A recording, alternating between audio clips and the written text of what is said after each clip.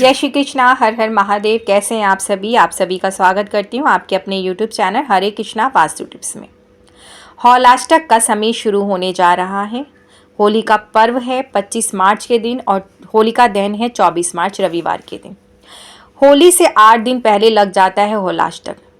तो हौलाष्टक की तिथि जानिए और खास तौर से उसका महत्व और इस समय में कौन से काम आपको नहीं करने चाहिए और किन कामों की होती है मनाही। इसलिए कि जो ये हौलाष्टक का समय होता है बहुत ज़्यादा विशेष होता है। जानते हैं क्यों?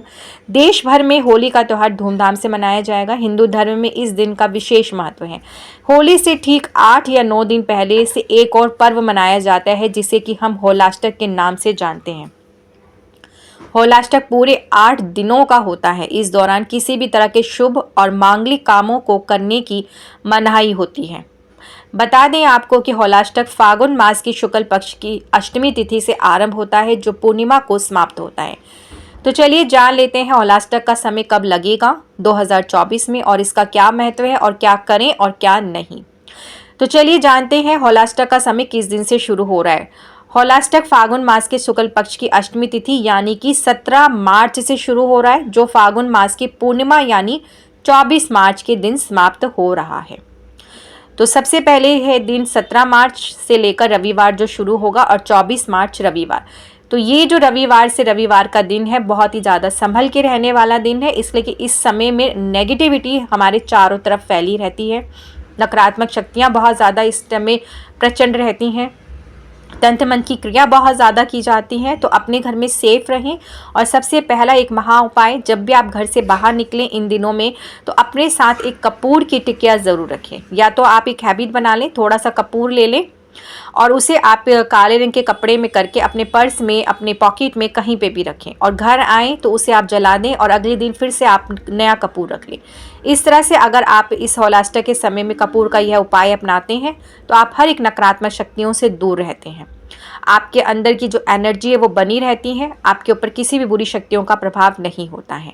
तो संभल के रहें, अपने परिवार को संभाल के रखें और अपने घर के मुख्य दरवाजे पर भी आप थोड़ा सा कपूर, सेंधा नमक के कुछ टुकड़े और फिटकरी के टुकड़े को और पीली सरसों को काले रंग के कपड़े में बांध के इस मैजिक पोटली को भी अपने मुख्य दरवाजे पर बांध दें जिससे कि नकारात्मक शक्तियाँ आपके घर में भी प्रवेश ना करें। इसलिए कि जब हम घर से बाहर चले जाते हैं और घर में प्रवेश करते हैं तो कई सारी नकारात्मक शक्तियाँ आपके साथ आपके घर में प्रवेश कर जाती हैं। तो ये जो 8 दिन का समय है बहुत ही ज़्यादा संभल के रहने वाला है। इन दिनों पे ज़रूर से ज़रूर इन चीज़ों का विशेष ध्यान रखें।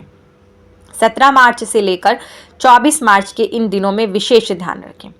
हौलाष्टक के समय में तप करना बहुत ज़्यादा शुभ होता है। जैसे कि मैंने आपको पहले ही बताया कि कोई भी शुभ और मांगलिक कार्य इन दिनों में नहीं किए जाते, मगर हाँ आप कोई तप करना चाहते हैं, किसी चीज़ को सिद्ध करना चाहते हैं तो ये 8 दिन विशेष होते हैं। आप इन 8 दिनों में किसी भी चीज़ का जप तप कर सकते हैं और अपनी चीज़ों को, अपने मंत्रों को सिद्ध कर सकते हैं। आपके मन में है कि आप किसी भी मंत्र को सिद्ध करना चाहते हैं तो इन 8 दिनों में आप उस मंत्रों को सिद्ध कर सकते हैं। होलिका दहन का डंडा लगाया जाता है। देखिए हौलाष्टक के दिन ही होलिका दहन वाले स्थान को गोबर और गंगा जल आदि डालकर लिपाई कर दी जाती है। जहाँ पे भी होलिका दहन होनी है उस जगह को साफ करके उस जगह को शुद्ध कर दिया जाता है। इसके साथ ही होलिका का डंडा वहाँ रख दिया जाता है जिससे बाद से उस जगह पर लकड़ी इकट्ठा करनी शुरू हो जाती है। तो आप सबके यहाँ पे भी ऐसा होता है तो कमेंट्स बॉक्स में ज़रूर बताइएगा।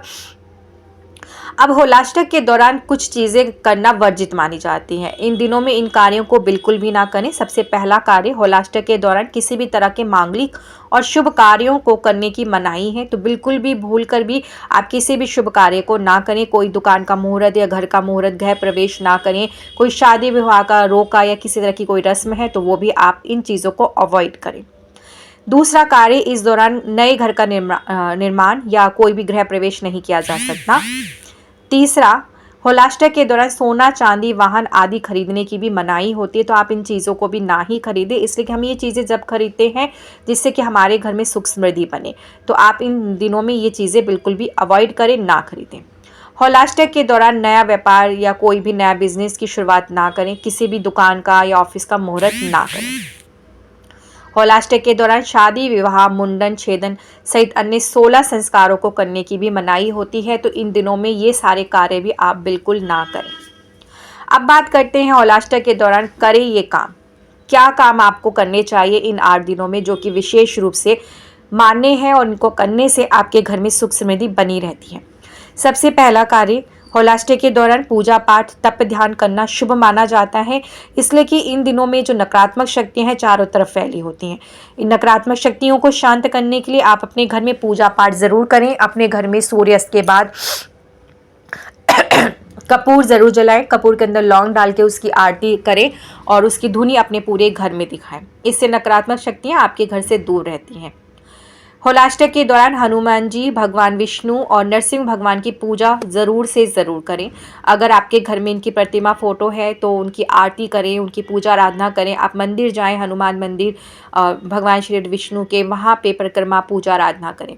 जितनी ज़्यादा आप इनकी पूजा आराधना करते हैं, संसार में सभी लोगों के ऊपर उसकी कृपा दृष्टि बनती है। तीसरा खास उपाय, होलाष्टक के दौरान श्री सूक्त पाठ और मंगल ऋण मोचन स्रोत का पाठ करने से कर्ज से छुटकारा मिल जाता है और सुख समृद्धि की प्राप्ति होती है। जिनका कर्जा बहुत ज़्यादा है, कर्ज नहीं उतर रहा है, तो इस होलाष्टक के 8 दिनों में 8 दिन लगातार आप श्री सूक्त और मंगल ऋण मोचन स्रोत का पाठ अवश्य करें। किसी भी प्रकार का आपका ऋण है ज़रूर दूर होगा।